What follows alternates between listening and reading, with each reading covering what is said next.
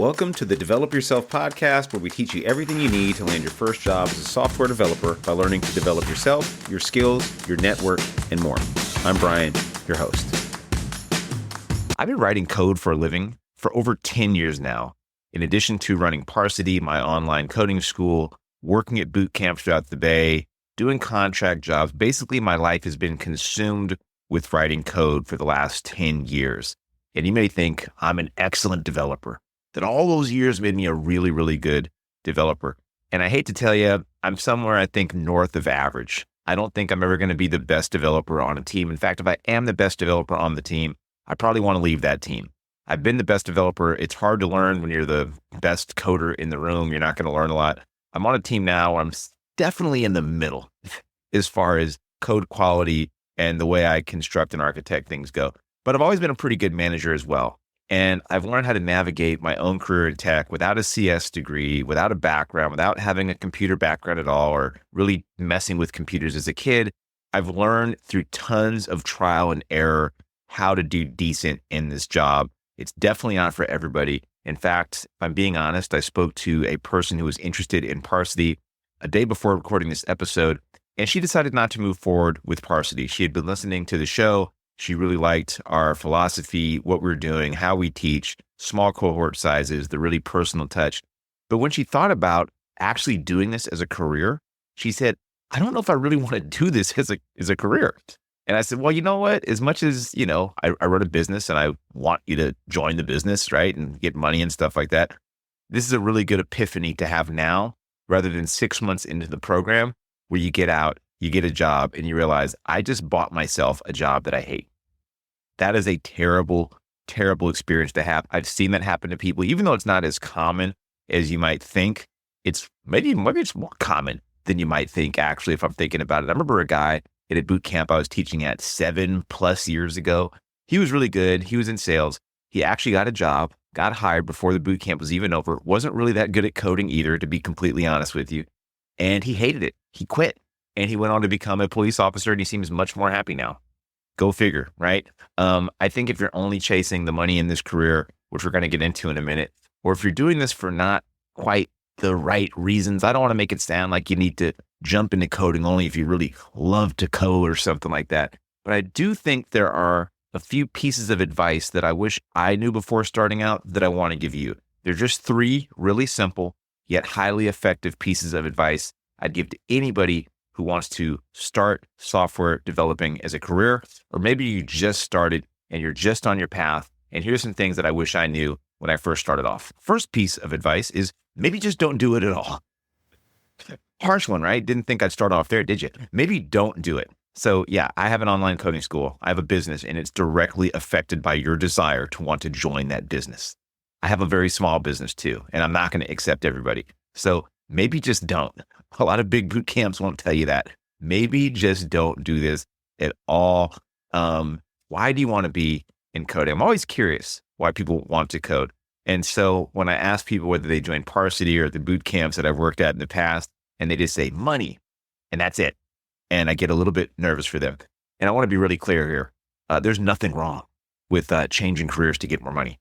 We live in a capitalist society where you trade money for bread. You want to go on vacation with your kid. There's nothing wrong with wanting more money. And if coding can help you get more money, great. But if that's literally the only reason you're changing careers and learning this super difficult skill, I don't know if I would do it. I know a couple software developers, literally a couple that I've met over the years, who don't enjoy writing code outside of work. And a couple of them crushed it, or one of them crushed it at least. He was a tech lead at a former company. He now works in big tech at IBM. Super smart dude. I will also say that this is not the norm. This is just not the norm. According to Stack Overflow, around 70% of developers write code outside of work as a hobby. That's 70%. So that's the overwhelming majority of developers are writing code outside of work because they like to do it. Tech moves really fast.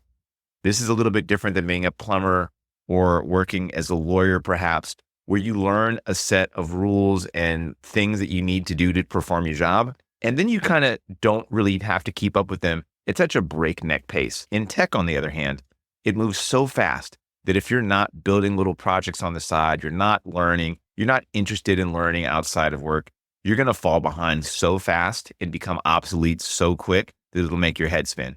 The tech stack that you use to get hired is not going to be the tech stack that's going to keep you hired in 2 or 3 years. And in 5 years, it's going to wildly change. And in 10 years, you'll be unrecognizable. So if you haven't been keeping up throughout that time period and you don't find some sort of joy in learning, I don't see this working out for you really well. Unless you get to one of those big companies, you just stay there forever.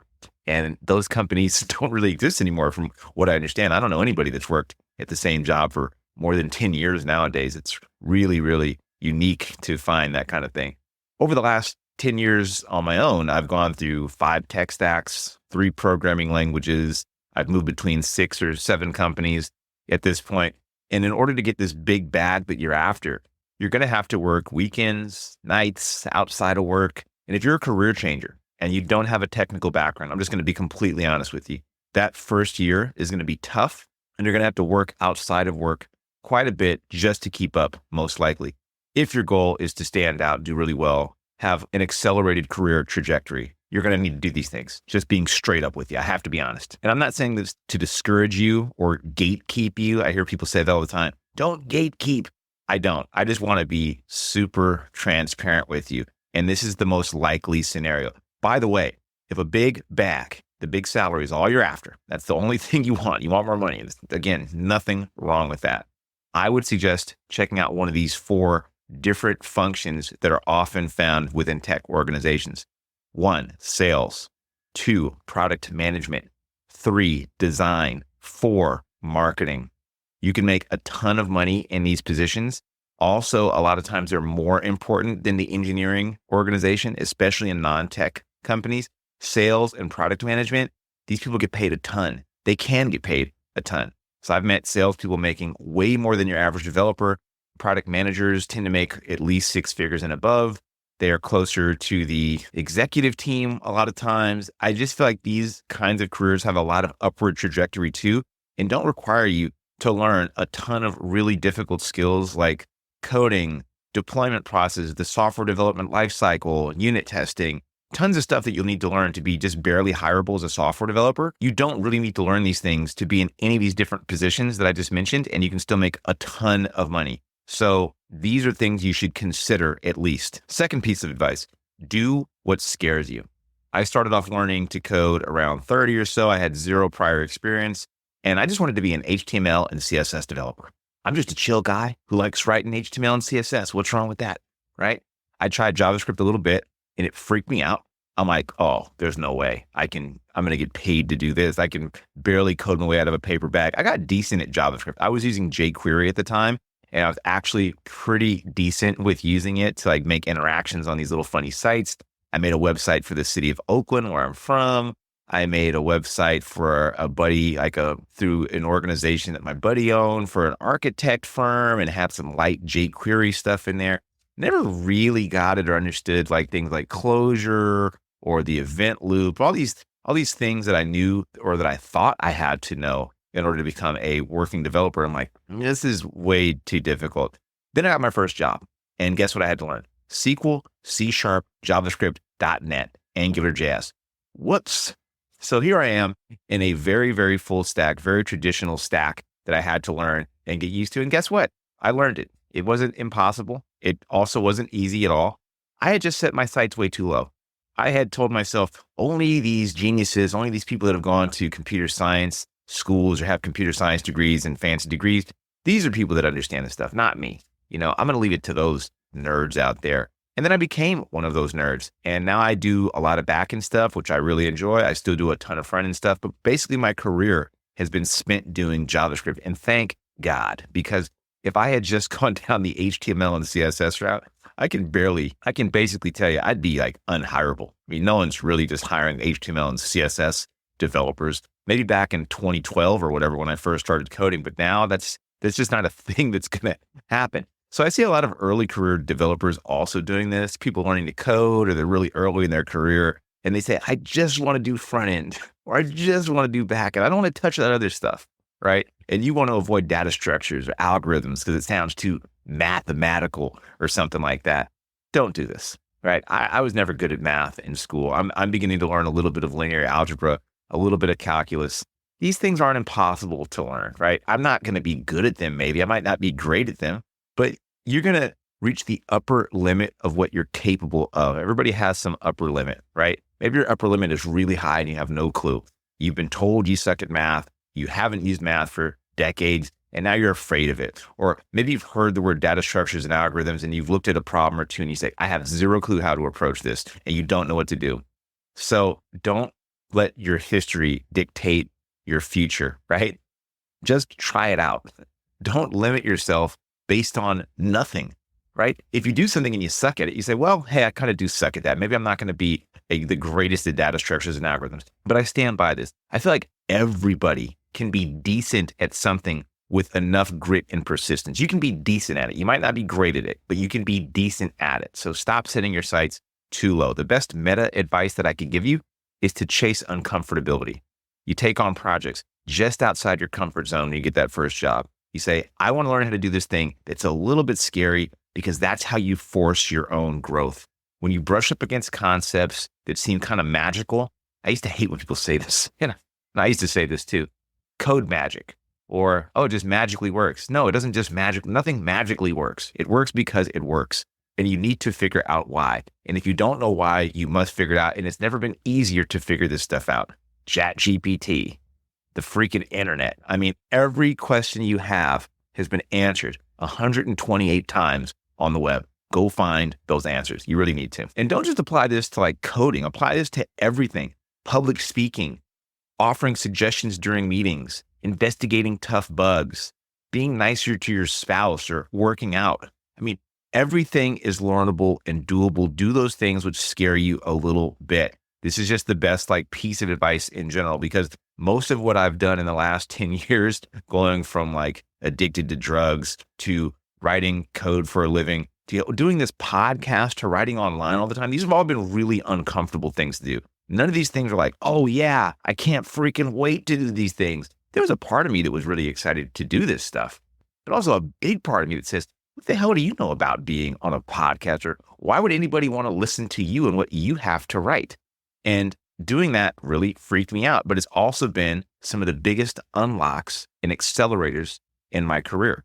So I would say, always do a few things that you don't find comfortable. It's the quickest way to grow. It truly is. It sounds a little corny, but I'm a corny kind of guy. So there you go. Last piece of advice is you need to make some safe bets in your career. Let me explain. There's way too much to learn out there. There's a new framework to replace the one you just learned about. Vue, there's Angular, there's something that came out last week. Someone said use Redux. Someone says never use Redux. There's obscure algorithms you need to learn for the interview. A new AI tool just came out. It's going to replace us all. Oh no. If you chase every shiny new technology, or you listen to every headline out there, you're going to be in a learning loop, and you're going to become what I call a Swiss Army knife developer. You can do a little bit of everything poorly. I've met a lot of you out there. Don't become one. It's the person that says, oh, I got to get an AWS certificate. I need to learn SQL. Now Mongo. Now Vue. Now Angular. Now JavaScript. Oh, JavaScript sucks. Python. Python sucks. Now Rust. Now C#. Now Java. Now they know nothing, right? They have like a smorgasbord of technologies on their resume, and they can barely do any of these things, right? They can speak a little bit about each one, but they can't really build anything of value with these things. That's definitely not where you want to be. Instead, you should do this. Identify mega versus micro trends in software development. So mega trends might be like Kubernetes, Next.js, TypeScript, generative AI. These are mega trends. These are things that you cannot ignore. It's very clear that these things have risen in the market and are becoming dominant forces, technologies that everybody is using. By the time something's a mega trend, you already know it's a mega trend because you see it in every job posting and things like that. You see articles written about it all the time. Rust might even be considered a mega trend in software at this point. But, is it really highly used? I don't know. But there's easy ways to identify mega trends. You go on LinkedIn, you go on Twitter, you read articles on Medium, and you can kind of see what are people talking about. You can look at job descriptions and identify these mega trends. The reason why they're called mega trends is because they're pretty easy to spot. Now, micro trends is where you can make your money. This is where you can become a first mover. Meaning if you're one of the first people to adopt a micro trend and it becomes a mega trend, then you have the first mover advantage. So a recent micro trend might be like edge computing, micro front ends, I'm trying to think of any other thing that's kind of bubbling up on the surface. TRPC is a micro trend in front end web development now. This is a different way of like handling API calls and things like that.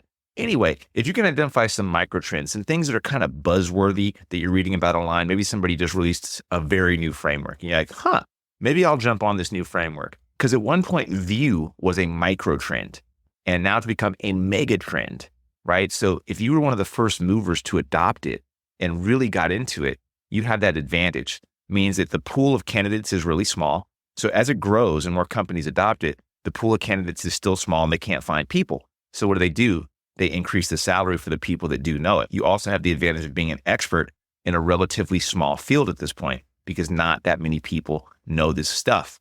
So you have higher salary, quicker career trajectory, and the chance to become an early expert. This happened with React. This is happening kind of right now, I think, with Next.js, if I'm being honest. I see Next.js, it's a mega trend for sure, but it's still in the stages where a lot of companies have been kind of slow to incorporate it. And a lot of developers I noticed aren't really jumping on the Next.js bandwagon as much as I thought. I feel like a lot of people are still using Create React App or Vite. And if they're coming out of boot camps, they're certainly not using Next.js, except at Parsity. Know damn well we are. But if you're not doing that, as it becomes a mega trend, which it will have to be, honestly, because Next.js is the new framework for React.js.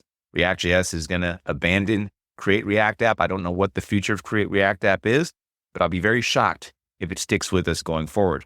So if Next.js is what you must learn and what they're saying you have to learn, and as they make React more tightly coupled with Next.js, I don't see a future in which all companies using React.js don't eventually move into something that resembles Next.js or Remix.js or some other framework that supports React. I see that becoming a big, big thing. I think it's going to open the floodgates in another year or two. And who's going to be the first to take advantage of that? People that are learning Next.js. This is just my theory. Maybe I'm totally off base here. This is just what I think. Now, before I let you go, here's some corny advice. It's also just true, right? So I've said this before. I have this online coding school. And I mention that because it's exposed me to a lot of people that are learning to code. And I've been doing this over my whole career. So in addition to working as a full-time software developer, I also have always had my hands in teaching people. I find it really enjoyable. I also know how much it's helped me in my own career. Like people that just gave me the right advice at the right time was super valuable. I probably grew more in like 9 months at one job just from the people that I was around than I did in like 4 years at another job. So that's how powerful listening to the right people and being in the right place at the right time can be. Sitting next to people that were really high performers, that gave me a massive boost, right? It taught me all sorts of things I never would have normally known. So it gave me the experience that I'm super grateful for. And if you don't have that benefit, I hope that this show kind of offers you that in some way. But the reason I do this show or I talk about how to become a better developer or give you advice, because I really want to help you out because I know how powerful that can be. And it can change your life, if I'm being honest, right? Like going from making, barely getting by to making hundreds of thousands of dollars, that is life-changing. Even just doing something you're proud of doing is life-changing. Like when I got into coding, the money was definitely not, it was definitely not big, right? I was not getting a big fat bag, but I felt a lot of joy and pride in what I did. I liked going to work. I enjoyed what I did. And that was life-changing. It really helped me to open up space in my mind for other things. So I was happy when I went home, happy with my kids. I just felt proud. And that's a feeling that I want to hope to give to other people.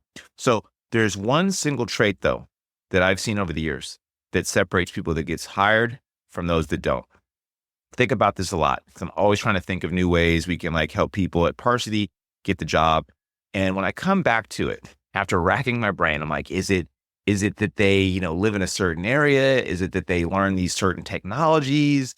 Was it that they came in more prepared than the other person? And I'll just be honest, that none of those things have panned out. Like none of those things have seemed to make a significant difference. And I'm talking about hundreds of people over almost 10 years that I've helped. There's one singular trait, and it's really corny. Some people quit. Some people didn't. That's it. That is literally it. I've met people that have computer science degrees, could barely get hired after a year. I've met people that could barely code their way out of a paper bag. Hired before boot camp is over. I've met people that came in there after tons of studying and knew everything and came in there and killed it and couldn't get hired for a year. And I've seen people that just like barely could ride a for loop come in, kind of bumble around and then get hired. I'm not saying one is more likely than the other, or that like you should not try your hardest to be really good at coding and understand these concepts. I'm just saying that there's not much rhyme or reason that I can really genuinely tell you that's going to be the difference between you and the other person, not your portfolio. It's not networking. It's a combination of all these things, but it's also just not quitting. This isn't to say that you can just suck at coding and just like magically get hired by just being persistent. That's silly. But if you're persistent, you keep learning, you keep applying advice and the things that you're seeing as you go forward. Like, let's say your resume sucks and then you recalibrate your resume, or let's say your portfolio projects suck and you keep doing that. Basically, if you keep learning on the way towards the ultimate goal, which is getting hired, I don't see a path in which you don't get hired. I just don't. I cannot imagine that a person that has some skill level that doesn't quit and actually changes up their strategy when things aren't working doesn't get hired. Never seen it happen. Never. You can quote me on that. Never seen it happen. Anyway, I hope that's helpful for you. I know around this time of the year, people are starting to think of, what am I going to do in the new year? What's the thing I'm going to do? Exercise, eat better, new job, right? I can help you out with one of those three things. So if your goal is to get a new job in the new year, work with me and my team, I think you should join now, because I have a very special new program that's coming on. If you're listening at this part of the episode, you're probably the person I want to talk to anyway, because you've sat through this and you are fully engaged. I have a program that's coming out. It's with me and my buddy Zubin. Zubin is an ex-Google software engineer. He's a lawyer that turned software engineer, got to Google, got to some really high growth startups, has an amazing story. He and I want to open up a program. This program is highly customized. It is super personalized. It's one-on-one with you, taking you from zero through software engineer. Whether you want to go to Google, whether you want to be back-end, front-end, full stack, we're going to work with you to understand, one, what you really need to do. Two, how to make a plan and how to make a schedule that's going to lead to your success. And three, we're going to work with you creating a custom curriculum specifically for you to help you get to that desired path. If you're interested in doing that, the only way you can do that at this point is to schedule a call with me. We're not taking applications. We're not taking people that just have the money. We're taking people that we really feel we're going to give the best results to. Zubin and I have been doing this for a while. We have tons of testimonials. You can check out the page parsity.io inner-circle, parsity.io/inner-circle. If you want to be part of this very exclusive club for the new year and basically guarantee your success, schedule a call with me. Hope you have a great Christmas if you don't hear from me before then.